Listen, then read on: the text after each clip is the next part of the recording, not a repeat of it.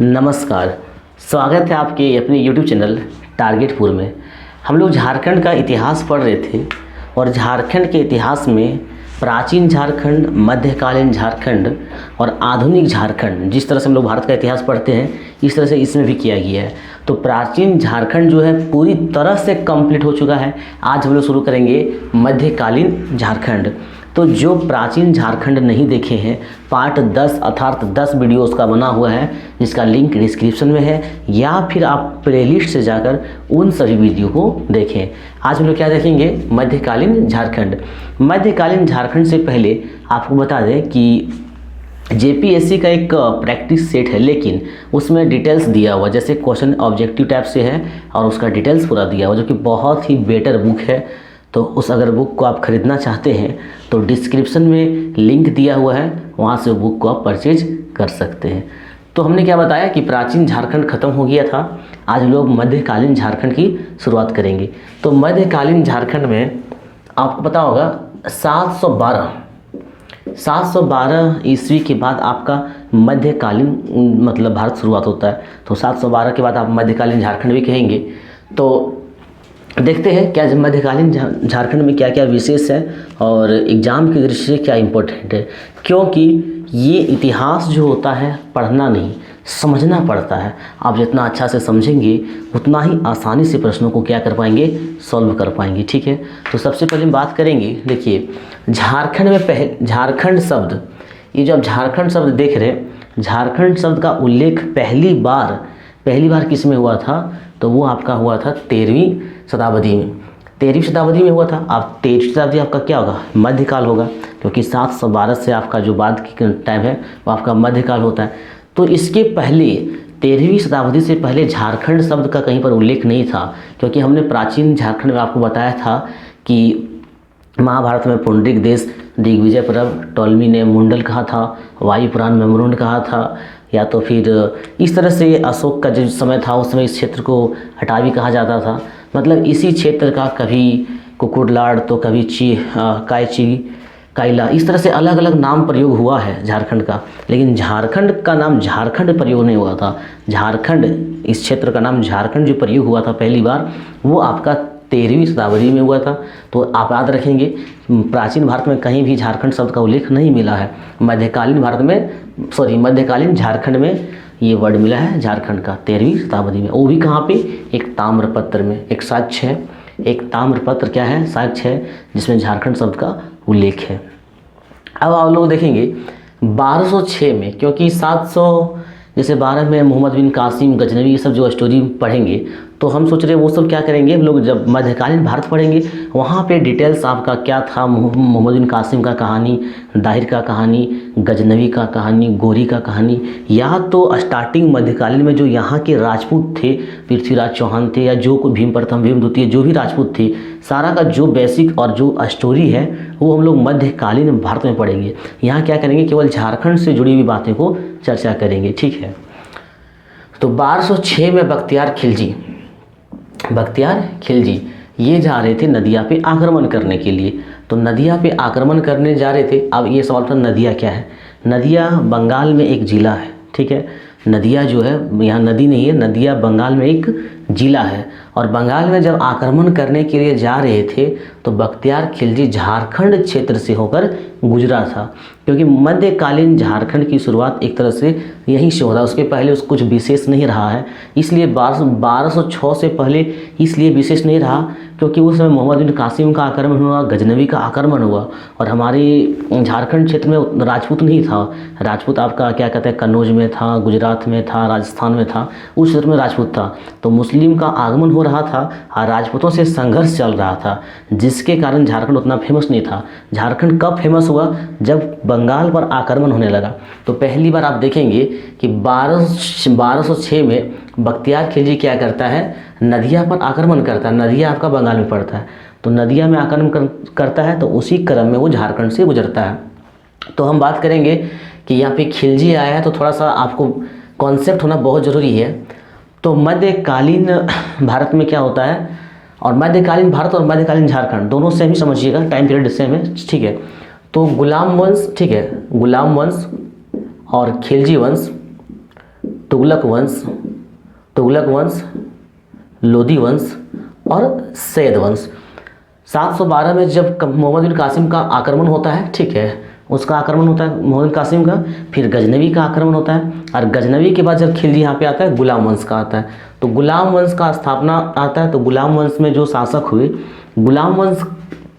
गुलाम वंश का स्थापना जब हुआ और गुलाम वंश के जो शासक हुए, गुलाम वंश इसका इसलिए नाम पड़ा था, गुलाम वंश जो है इसका इसलिए नाम पड़ा था क्योंकि, कहने का मतलब है, जो गुलाम वंश के संस्थापक थे, आप मध्यकालीन भारत पढ़ रहे हैं कि नहीं पढ़ रहे हैं, आप कमेंट बॉक्स में बताएंगे कि गुलाम वंश का स्थापना किसने किया था, क्योंकि दिल्ली सल्तनत का स्टार्टिंग वंश जो है वह आपका गुलाम वंश है। ठीक है, दिल्ली सल्तनत का स्टार्टिंग वंश जो है आपका कौन सा है, गुलाम वंश है। तो आप बताएंगे कि गुलाम वंश का स्थापना किसने किया था, क्योंकि आपको जब मध्यकालीन भारत पढ़ाएंगे तो वहाँ बताएंगे कि गुलाम वंश क्यों पढ़ा, क्योंकि गुलाम वंश का जिसने स्थापना किया, क्योंकि यही गुलाम वंश का एक और नाम पड़ता है मामलुक वंश। तो गुलाम वंश का जिसने स्थापना किया था वो किसी और का गुलाम था, ठीक है, और जिसने स्थापना किया उसका गुलाम था इल्तुतमिश। आप कुतुबुद्दीन ऐबक का नाम भी पढ़े होंगे, ठीक है। तो इल्तुतमिश जो है, इल्तुतमिश भी गुलाम था किसका, कुतुबुद्दीन ऐबक का, और बलबन भी गुलाम था किसका, इल्तुतमिश का। तो यहाँ पे आप क्या देख रहे हैं कि कुतुबुद्दीन ऐबक गुलाम था, ठीक है, कुतुबुद्दीन ऐबक गुलाम था और उसका गुलाम इल्तुतमिश बना। इल्तुतमिश का गुलाम कौन बना, बलबन बना। तो इस वंश में, गुलाम वंश में 3 गुलाम हुए थे जो दूसरे के अधीन रह रहे थे, इसीलिए इस वंश का नाम पड़ा था गुलाम वंश। हालांकि एक और नाम है मामलुक वंश। इसके बाद आपका आता है खिलजी वंश आता है, तुगलक वंश आता है, लोदी वंश आता है और सैयद वंश आता है। ठीक है, सैयद वंश से पहले आपका पहले लोदी वंश लास्ट में आता है, लोदी वंश बाद में आता है, उसके पहले आपका सैयद वंश आता है। ठीक है, तो ये दिल्ली सल्तनत है, हम आपको भारत के बारे में बताते जाएंगे। तो जिस समय इल्तुतमिश था, मतलब दिल्ली का पहला शासन गुलाम वंश का इल्तुतमिश और बलबन दोनों गुलाम वंश का, क्योंकि दोनों गुलाम था। इसके समय में झारखंड में कोई इफेक्ट नहीं हुआ, थोड़ा बहुत ना के बराबर हुआ, क्योंकि हमारे जो उस समय, जिस समय इल्तुतमिश और बलबन दिल्ली सल्तनत में राजा थे, उस समय हमारा झारखंड में जो राजा था नागवंशी था। नागवंशी में जो था वो आपका हरिकर्ण था, और हरिकर्ण बहुत ही शक्तिशाली और प्रभावशाली ताकतवर राजा था, जिसके कारण इल्तुतमिश और बलबन जो है झारखंड क्षेत्र में ध्यान अपना नहीं देता है और साम्राज्य विस्तार भी नहीं करता है। ठीक है, तो आपने देखा कि गुलाम वंश का कोई इफेक्ट नहीं पड़ा। क्यों नहीं पड़ा, नागवंशी शासक कौन था, हरिकर्ण। एग्जाम में पूछ लिया जाता था कि जिस समय दिल्ली सल्तनत में इल्तुतमिश का शासनकाल चल रहा था, उस समय झारखंड में कौन से नागवंशी राजा थे। आप इसको क्या करेंगे, रटने से याद नहीं होगा, आपको मेरे साथ क्या होगा, समझना होगा। इसके लिए आप हमारे चैनल को भी सब्सक्राइब कर लें, और साथ में अगर वीडियो आपको पसंद आ रहा है तो इसे लाइक करें और ज़्यादा से ज़्यादा क्या करें, शेयर करें। देखिए, तो हरिकर्ण के बारे में समझा, आप गुलाम वंश खत्म होता है। खिलजी वंश का कोई इफेक्ट नहीं था, खिलजी वंश का कोई इफेक्ट नहीं था, झारखंड में कोई प्रभाव नहीं था। तो गुलाम वंश, खिलजी वंश। इसके बाद दिल्ली सल्तनत में एक नया वंश आता है जिसका नाम पड़ता है क्या, तुगलक वंश। क्या आता है, तुगलक वंश। तो तुगलक वंश में बहुत सारा राजा हुआ था, बहुत सारा, जैसे कि मोहम्मद बिन तुगलक, फिरोज शाह तुगलक। मोहम्मद बिन तुगलक के बारे में नेलपुल एक इतिहासकार था, उसने बड़ा अच्छा बोला था। जब ये मोहम्मद बिन तुगलक की मृत्यु हुआ था तो बोला था कि राजा को प्रजा से और प्रजा को राजा से मुक्ति मिली। हालांकि इसकी कहानियाँ तो बहुत हैं, बट अभी अगर उसको बताते चले तो झारखंड का मध्यकालीन नहीं हो पाएगा। इसलिए लोग आप क्या करें, हमारे चैनल से बने रहें जरूर, क्योंकि मध्यकालीन भारत में सारा कुछ डिटेल से बताया जाएगा।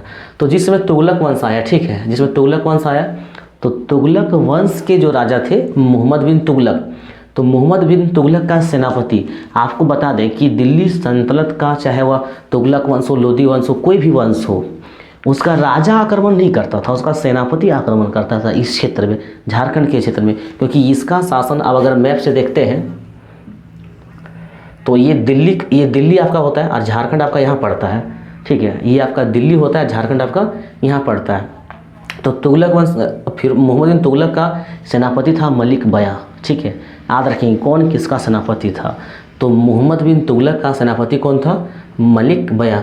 और ये कहाँ तक आ चुका था अपना क्षेत्र का विस्तार के लिए? चाई चंपा तक। चाई चंपा अभी भी है, ये आपका हजारीबाग में पड़ता है। तो चाई चंपा जो है यहाँ तक अपना मतलब क्या कर दिया था? विस्तार के लिए आक्रमण कर दिया था। कौन? मोहम्मद बिन तुगलक के सेनापति मलिक बया ने। उस समय ये जो हुआ था 1340 में हुआ था, इब्राहिम अली के नेतृत्व में हुआ था। तो आपने यहाँ देखा कि तुगलक वंश का पहला आक्रमणकारी जो था, जो मलिक बया था, और मलिक बया किसका सेनापति था? मोहम्मद बिन तुगलक का। इसके बाद तुगलक वंश में एक और राजा आता है जिसका नाम रहता है फिरोज शाह तुगलक। फिरोज शाह तुगलक जो दिल्ली सल्तनत में कल्याणकारी बहुत सारे काम करते हैं। राजा के तौर में एक राजा का मकसद भी होता है कि साम्राज्य का कल्याण के लिए नियम बनाए। जैसे कि अभी के समय में उसी को लोग कहते हैं लोकतंत्र में नीति निर्देशक तत्व, क्योंकि नीति निर्देशक तत्व का मतलब ही होता है ऐसा नीति बनाना जिससे किसी भी राज्य की जनता का कल्याण हो सके। ठीक है, तो अब आप तुगलक वंश पढ़े। तो तुगलक वंश का एक दूसरा राजा था फिरोज शाह तुगलक, जिसके बारे में अभी बता रहे थे। और फिरोज शाह तुगलक क्या करते हैं? ये भी आक्रमण करते हैं और हजारीबाग का एक क्षेत्र पड़ता है सतगावा। हजारीबाग का क्षेत्र पड़ता है सतगावा। ठीक है, तो वो सतगावा तक आता है। कौन? फिरोज शाह तुगलक। और सतगावा को क्या करता है? अपना राजधानी बना लेता है। यानी दिल्ली सल्तनत की राजधानी, फिरोज शाह तुगलक की राजधानी झारखंड के सतगावा तक आप पहुंचा था केवल साम्राज्य विस्तार के लिए। ठीक है, तो अभी आपने ये देखा कि अब इस तरह से आपका यहाँ खत्म हो गया, एक टॉपिक खत्म हो गया दिल्ली सल्तनत। आपको बता दें कि दिल्ली सल्तनत में 5 वंशों का शासन रहा था: गुलाम वंश, खिलजी वंश, लोधी वंश, सैयद वंश और आपका तुगलक वंश। तो लास्ट में आपका आता है लोधी वंश। ठीक है, लेकिन यहाँ पे कुछ विशेष नहीं था, जितना आपका था उतना ही बताएं। अब हम लोग क्या करेंगे, जब लास्ट में लोधी वंश रहता है तो लोधी वंश का एक युद्ध होता है 1526 में, पानीपत का युद्ध। 21 अप्रैल को ये युद्ध होता है। हरियाणा में एक क्षेत्र पड़ता है पानीपत, और वहीं पे ये युद्ध हुआ था, इसीलिए इस युद्ध का नाम पड़ता है पानीपत का युद्ध। तो इस युद्ध में क्या होता है, लोधी वंश का जो राजा रहते हैं इब्राहिम लोधी का हार हो जाता है और दिल्ली सल्तनत जो है पूरी तरह से समाप्त हो जाता है।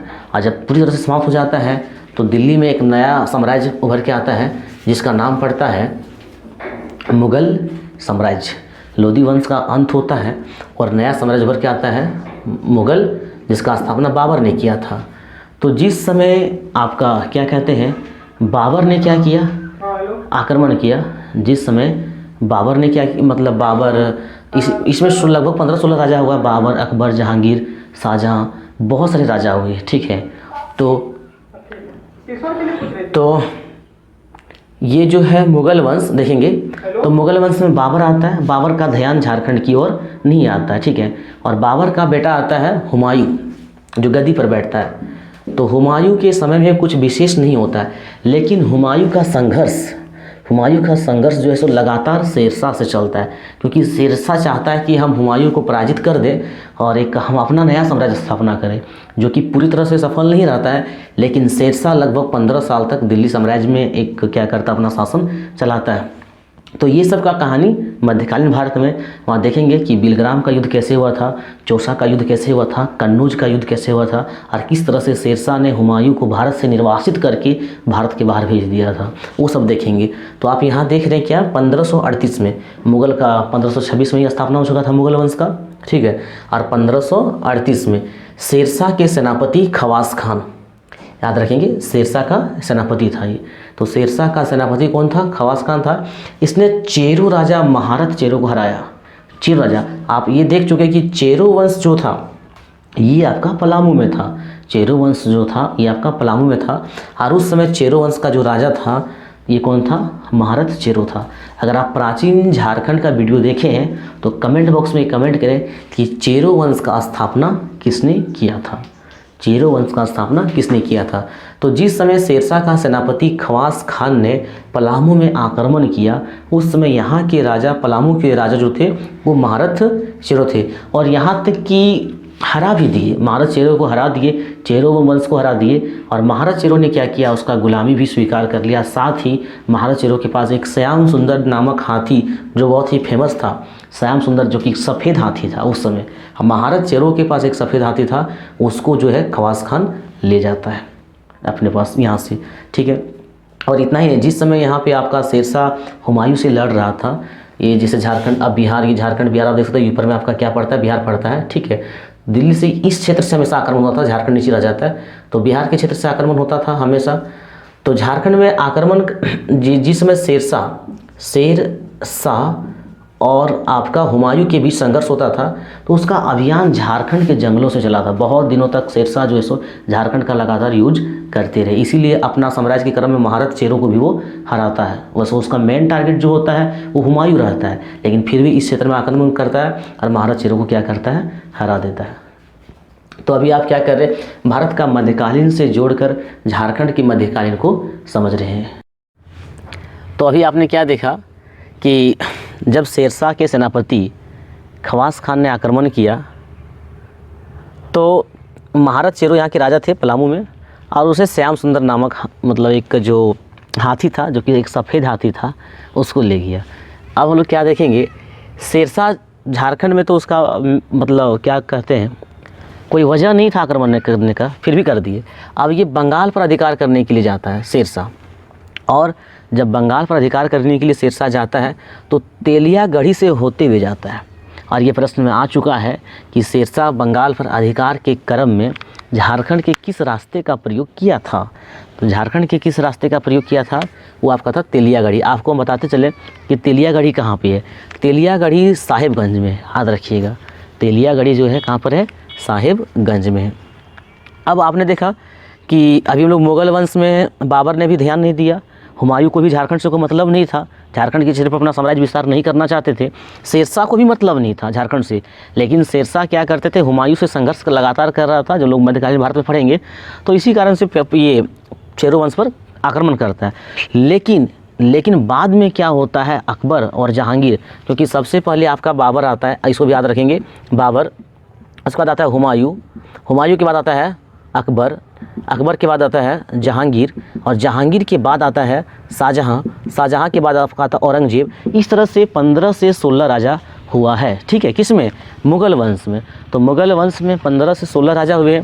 तो बाबर ने ध्यान नहीं दिया झारखंड क्षेत्र में, हुमायूं ने ध्यान नहीं दिया झारखंड क्षेत्र में, अकबर और जहांगीर ने ध्यान दिया झारखंड क्षेत्र में कि नहीं, झारखंड क्षेत्र में अपना साम्राज्य विस्तार करना चाहिए, झारखंड को लूटना चाहिए, या तो यहाँ से जो धन प्राप्ति करना। आखिर क्यों, what is the reason, reason क्या है, रीज़न क्या है। देखिए, ये जो मुग़ल थे, इसका संघर्ष अफ़गानों से चल रहा था। आप मैप देखेंगे, ये इंडिया है, और इस क्षेत्र में जो अफ़गान थे, अफ़गानों से इधर अफ़गान, तो अफ़गानों का संघर्ष दिल्ली में बसे हुए मुग़लों से चल रहा था। कहानी समझेंगे, अफ़गानों का संघर्ष, ये अफ़गानों का संघर्ष दिल्ली में बसे हुए मुग़लों से चल रहा था। और ये अफ़गान कुछ अफ़गान भाग के शरण लेते हैं झारखंड में, ठीक है। अब इस अफ़गान से संघर्ष चलता है मुग़लों का, मुग़ल दिल्ली में थे, तो और ये अफ़गान अपना स्थान कहाँ घर मतलब लेते हैं, झारखंड में बस जाते हैं, शरण स्थली बना देते हैं। और जब झारखंड में बसते हैं तब जाके अकबर का ध्यान झारखंड की ओर पड़ता है। इसके बाद जहांगीर, अकबर के बाद जब जहांगीर आएगा तो जहांगीर का भी ध्यान झारखंड की ओर पड़ता है, ठीक है। तो यहाँ बताएं कि मुग़ल अफ़गान का जब संघर्ष के दौरान चल रहा था, तो कौन कौन थे जो झारखंड में स्थल ले लिए, वो कौन व्यक्ति थे जो अफ़गान लोग थे जो झारखंड में शरण लिए। उसमें से एक आपका हाजी बंधु है, एक आपका हाजी बंधु है, दूसरा आपका जुनैद है, इसका नाम जुनैद खां था, और एक आपका बयाजिद है। इसके अलावा और भी थे, लेकिन ये सर्वाधिक फेमस अफ़गान शासक थे, याद रखेंगे, अफ़गान शासक थे।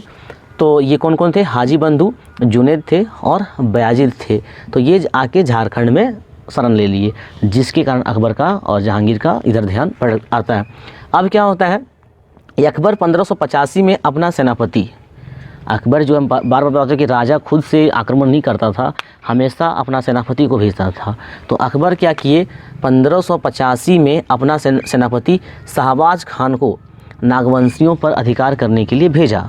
तो नागवंशियों पर अधिकार करने के लिए जब शाहबाज खान को भेजा, तो यहाँ के नागवंशी राजा कौन थे, मधुकर शाह थे, याद रखेंगे, मधुकर शाह, जिस नागवंशी के बारे में हम प्राचीन भारत में बहुत ही डिटेल से बता चुके हैं। तो मधुकर शाह नागवंशी थे, जिस समय अकबर अपना सेनापति शाहबाज खान को 1585 में भेजते हैं। तो ये क्या करते हैं, युद्ध तो लड़ते हैं, किससे, शाहबाज खान से, लेकिन ये क्या होता है, हार जाता है। हारने के बाद कोई भी राजा जो भी झारखंड के राजा होते थे हार जाते थे, उसके बाद उसकी गुलामी अधीनता स्वीकार कर लेते थे, उसका मालगुजार बन जाता था। और मालगुजार बनने के बाद जो है प्रत्येक साल कुछ कर के रूप में मतलब मुग़लों को, या जब अंग्रेज था तो अंग्रेज़ों को चुकाया करते थे। तो यहाँ जो मधुकर शाह थे वो मालगुजार बन जाता है, क्योंकि ये अकबर के सेनापति शाहबाज खान से हार जाते हैं।